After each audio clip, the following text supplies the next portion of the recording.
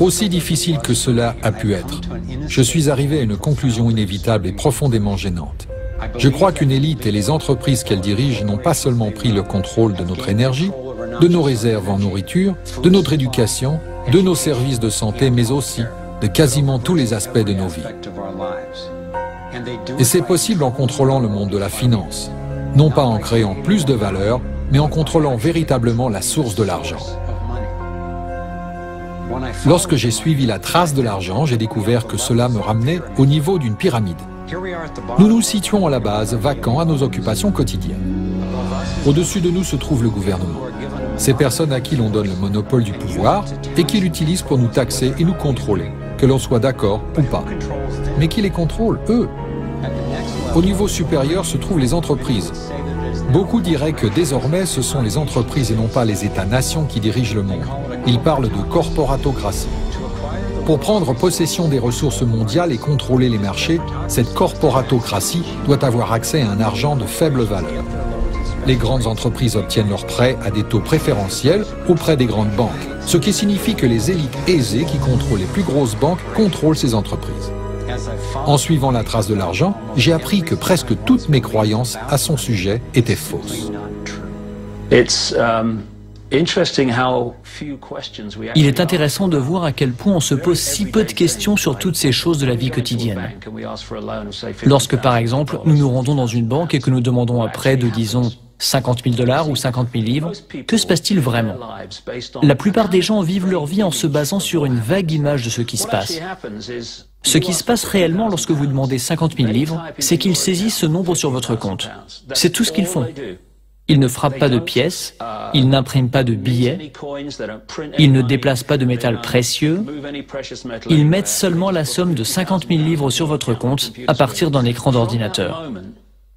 À partir de ce moment, vous commencez à payer des intérêts sur de l'argent qui n'a jamais existé, n'existe pas et n'existera jamais. Il s'avère que l'argent prêté ne représente en réalité qu'un neuvième de l'argent dont les banques disposent dans leur coffre-fort. Cela est possible grâce à ce que l'on appelle les prêts de réserve fractionnaire. La Réserve fédérale américaine ou la Banque centrale dans tout pays a légalement le droit de fixer le montant qu'une banque doit avoir en réserve. Aux États-Unis, ce montant se situe actuellement autour de 10%. Donc si vous déposez 10 000 $ à la banque en met de côté 10%, soit 1 000 $, puis prête le reste de votre argent. Pour comprendre le fonctionnement de ce système, admettons qu'une personne vienne à la banque et demande un prêt de 9 000 $ pour l'achat d'une voiture. À ce moment, ce sont les 9 000 $ de votre dépôt d'origine que la banque prête. Dès lors, l'argent n'est plus là. L'emprunteur paie ensuite le vendeur de la voiture et l'argent est déposé dans une autre banque qui fait partie du même système bancaire central.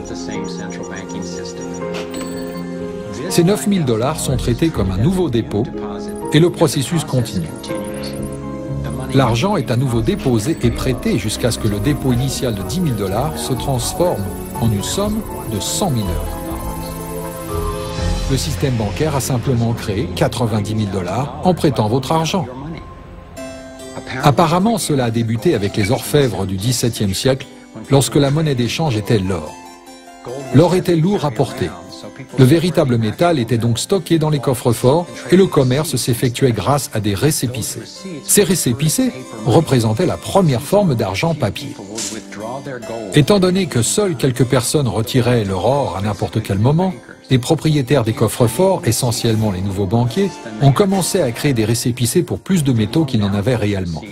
Ils ont prêté ces récépissés et facturé des intérêts sur de l'argent, en l'occurrence de l'or, qu'ils ne possédaient pas réellement. C'est ainsi que notre système de réserve fractionnaire a vu le jour. Dans ce système, les banquiers sont supposés créer de l'argent à partir de rien, alors que le reste d'entre nous doit travailler dur pour le gagner. Cela a engendré une forme moderne de servitude, dans laquelle la masse de la société travaille désormais pour s'acquitter de ses dettes auprès des banques.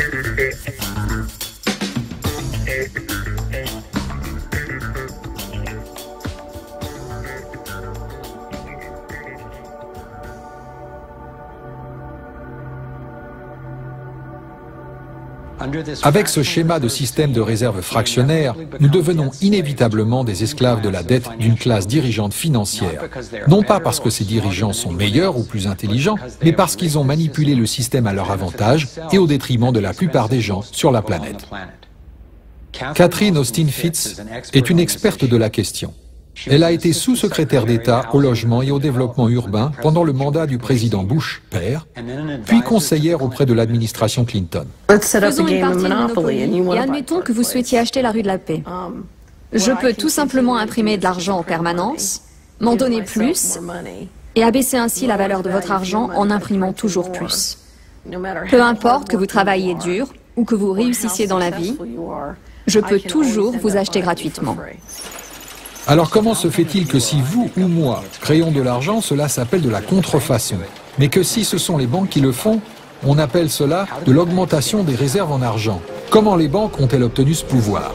C'est en 1910, sur l'île Jekyll, que les représentants des familles Rockefeller, Rothschild, Morgan et d'autres banquiers privés se sont réunis en secret pour rédiger l'avant-projet de législation qui créera la Réserve fédérale américaine. Ed Griffin a retranscrit dans un livre ce qui s'est passé sur l'île de Jekyll. Les banques centrales sont des cartels bancaires qui ont établi un partenariat avec les gouvernements respectifs des pays où elles opèrent et à qui on a donné le monopole de la création des réserves d'argent d'une nation.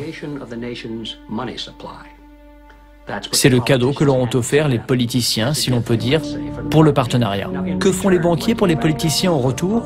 Puisqu'ils détiennent le pouvoir légal de le faire, ils promettent de créer de l'argent à partir de rien, chaque fois que le gouvernement en a besoin.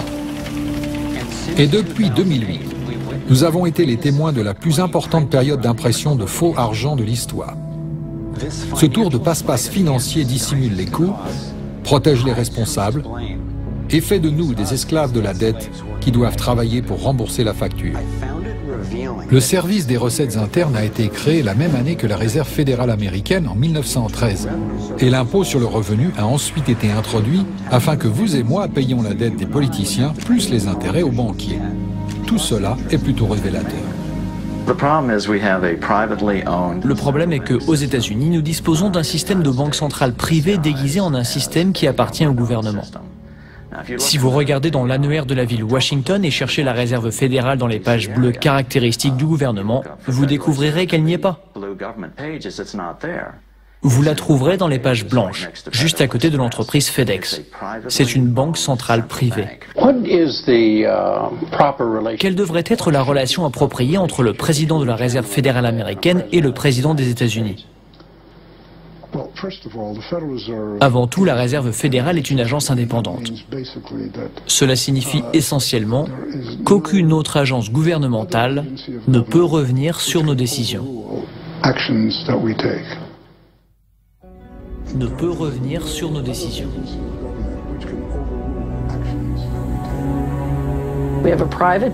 Nous disposons d'une banque privée qui imprime de l'argent pour le compte du Trésor américain. La Réserve fédérale imprime l'argent dans le cadre d'un système basé sur la dette, ce qui crée une pénurie. Mais cela signifie que, contrairement à nous, un groupe d'initiés a accès à toutes les données économiques. Vous avez donc un petit groupe de banquiers qui comprennent les données relatives au fonctionnement de l'argent dans l'économie, et cela leur donne la capacité d'imprimer de l'argent de manière à ce qu'il soit protégé, alors que le reste du monde ne l'est pas.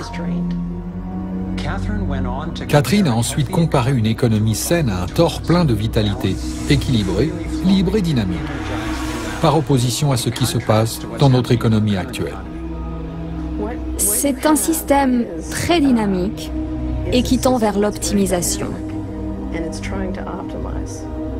Mais il y a un ver solitaire au cœur de ce système. Un ver solitaire injecte une substance chimique dans votre corps qui vous donne une furieuse envie de ce qui est bon pour le ver, mais néfaste pour vous. Vous vous retrouvez avec un parasite très manipulateur et qui se goinfre au détriment du tout. Nous vivons dans une économie du ver solitaire, où l'élite financière représente ces vers qui se nourrissent sur notre dos. Et ils n'aiment pas que l'on fasse voler leur couverture en éclats. Après que Catherine a commencé à dénoncer la corruption du gouvernement au plus haut niveau, le FBI a fait irruption dans son entreprise et a saisi ses biens. Elle a été traînée en justice pendant 10 ans avant d'être déclarée innocente. Nous avons donc la Réserve fédérale américaine, une entreprise privée avec un monopole sur la création de l'argent, mais sans responsabilité, soutenue par un gouvernement qui détient le monopole du pouvoir. On a vendu au pays l'idée que la Réserve fédérale était une institution qui aiderait à stabiliser l'économie et resterait indépendante de la politique. Mais dans les faits, en presque un siècle d'existence, elle a tout simplement fait le contraire. Depuis qu'elle existe, nous avons été volés à travers l'inflation et le pouvoir d'achat du dollar a baissé de plus de 97%. Et le fossé des richesses révèle clairement que peu de personnes détiennent la grande partie de l'argent. 16 ans seulement après la création de la Réserve fédérale, les États-Unis ont subi la Grande Dépression. Ma recherche a révélé que les banquiers de l'élite ont retiré leur argent de la bourse avant le crash boursier de 1929. Après le crash boursier, ils ont utilisé cet argent pour acheter des actions à bas prix et des banques plus petites en faillite pour une bouchée de pain. Parmi les banquiers qui ont consolidé leur richesse de cette manière, on trouve les Rothschild, les Rockefeller et les Morgan. Un scénario similaire s'est déroulé lors de l'effondrement financier de 2008, avec les mêmes banquiers tirant profit de la situation. Dans les années précédant cet effondrement, les plus grandes banques, notamment la Bank of America, Citigroup et Chase, contrôlées par les Rothschild, les Rockefeller et les Morgan, ont rassemblé et vendu des mauvais prêts dont ils savaient qu'ils ne seraient pas remboursés. C'est comme mettre des oranges pourries dans une boîte et les étiqueter qualité supérieure. Puisqu'ils ont été les premiers à avoir étiqueté les boîtes, ceux qui ont regroupé la dette étaient bien placés pour savoir qu'il ne s'agissait que d'une question de temps avant que quelqu'un n'ouvre cette boîte et ne découvre que son contenu était sans valeur. Lorsque les oranges pourries, c'est-à-dire les prêts douteux, les produits dérivés et les contrats d'échange sur défaillance ont été finalement découverts, tout le monde a été touché. Les gens ont perdu leur maison, leur emploi, leur entreprise et leur retraite. Entre-temps, les plus grosses banques, à l'origine du problème, se sont renflouées. Pourquoi ? Pourquoi la Réserve fédérale aurait donné des milliers de milliards de dollars aux banques, alors que la majorité des Américains étaient contre l'idée de les renflouer ? Et pourquoi ne pas venir en aide aux plus démunis, plutôt que de soutenir les instigateurs de l'effondrement financier ? Ma recherche m'a conduit à croire que les mêmes personnes qui avaient créé la Réserve fédérale, c'est-à-dire les Rothschild, les Rockefeller et les Morgan, la contrôlent toujours et l'utilisent pour se renflouer à notre détriment. Beaucoup de banques créées représentent toujours le lobby le plus puissant au Congrès. Et franchement, on peut même dire que cet endroit leur appartient. Je suis convaincu que le quasi-effondrement de l'économie en 2008 est le résultat d'un plan de type « prendre et laisser tomber », orchestré, conçu et mis en œuvre par les grands banquiers pour renforcer leur richesse et leur pouvoir. David Icke explique comment il voit la Réserve fédérale américaine manipuler les pseudo-cycles d'activité. La première étape s'apparente au lancer d'une ligne de pêche. Première étape, vous mettez en circulation une quantité importante d'argent, des unités d'échange. Pour ce faire, vous baissez les taux d'intérêt en accordant un grand nombre de prêts. Cette partie du cycle s'appelle un boom. Parce qu'il y a beaucoup d'unités d'échange en circulation, beaucoup d'argent passe de main en main, ce qui génère une activité économique intense. Cela génère de l'emploi et comme de plus en plus d'argent est dépensé, la demande augmente, les entreprises contractent plus de prêts d'argent frais afin d'augmenter leur production.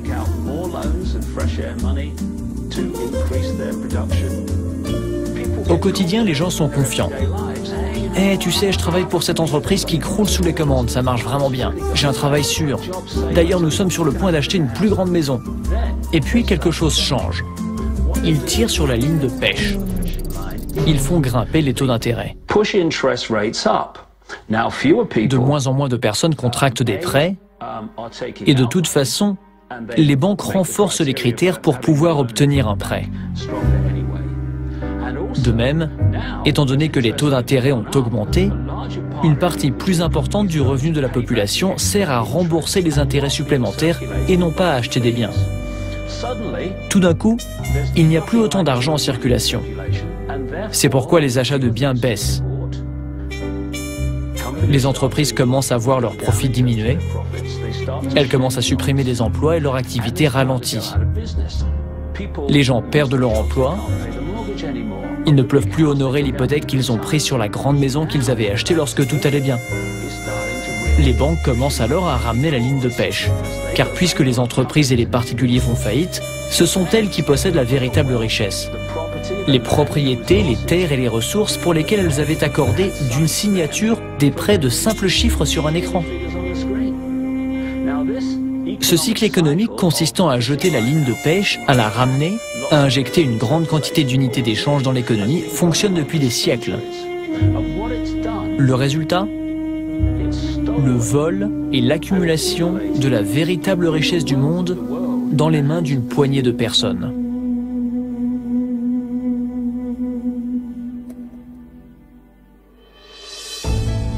À un niveau international, les banques centrales utilisent la Banque mondiale et le Fonds monétaire international pour créer plus d'argent pendant qu'elles exploitent les ressources des pays auxquels elles prêtent, et conduisant, dans le même temps, à la faillite. La Banque centrale des banques centrales est la banque des règlements internationaux créée par la famille Rothschild.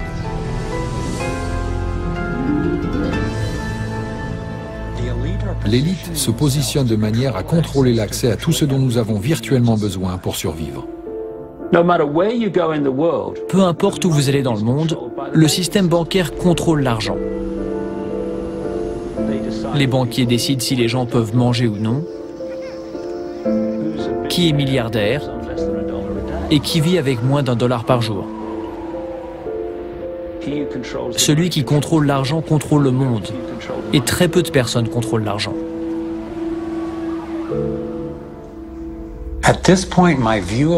À ce stade, ma vision du monde a été bouleversée. J'ai réalisé que l'échec et la souffrance de tant de personnes représentent le succès et l'accomplissement d'une poignée de personnes. C'est-à-dire l'élite des banques centrales qui a convaincu le monde de les laisser créer de l'argent.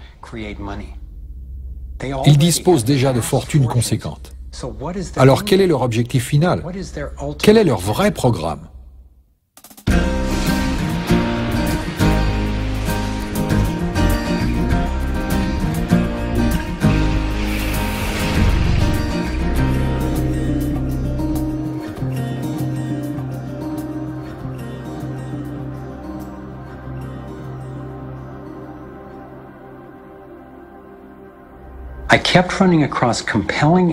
Je suis sans cesse tombé sur des preuves irréfutables et des experts crédibles qui m'ont expliqué que le programme secret de l'élite bancaire n'était rien d'autre que la domination mondiale.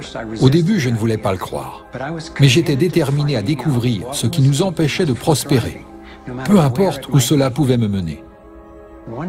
Une nuit, je me suis réveillé à 3 heures du matin avec une question brûlante en tête. Si ce petit groupe souhaite dominer le monde dans sa totalité, que doit-il contrôler pour atteindre son but? J'ai sauté de mon lit et commencé à établir une liste. Avant toute chose, il doit contrôler l'argent. C'est chose faite. Le contrôle de l'argent lui permet de diriger tout le reste. Il a ensuite besoin de contrôler l'énergie. C'est chose faite. Il contrôle déjà l'agriculture industrielle et le commerce mondial. Il est en train d'acheter toutes les réserves d'eau de la planète. Il possède également la santé. Il essaye d'ailleurs de supprimer les alternatives naturelles. Il lui faudrait contrôler les informations qui nous sont disponibles et nos réactions face à celles-ci. L'Internet, notre outil de communication et d'organisation de masse le plus précieux, n'est ni contrôlé ni censuré aujourd'hui aux États-Unis. Mais ce statut ouvert est attaqué de tous côtés. Les gouvernements, les entreprises et les Nations Unies tentent tous de s'en emparer.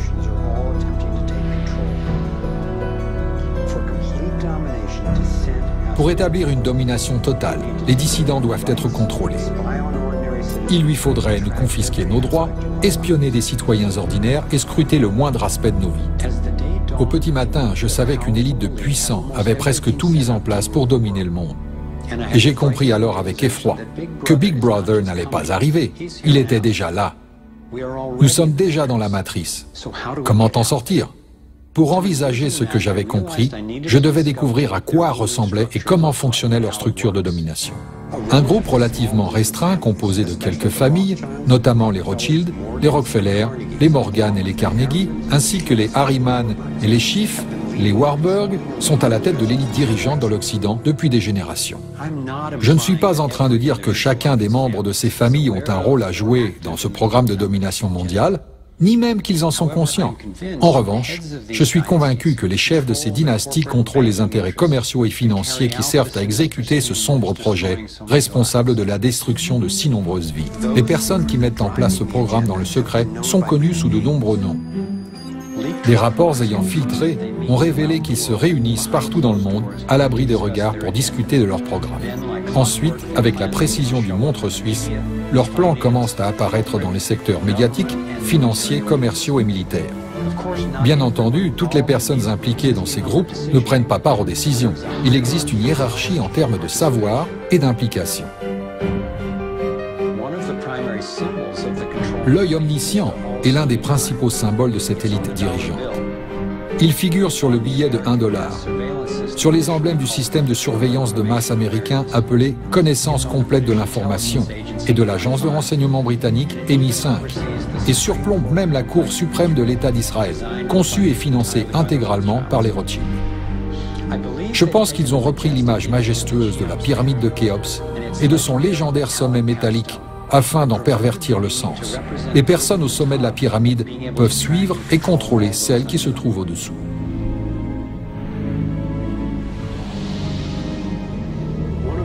Certains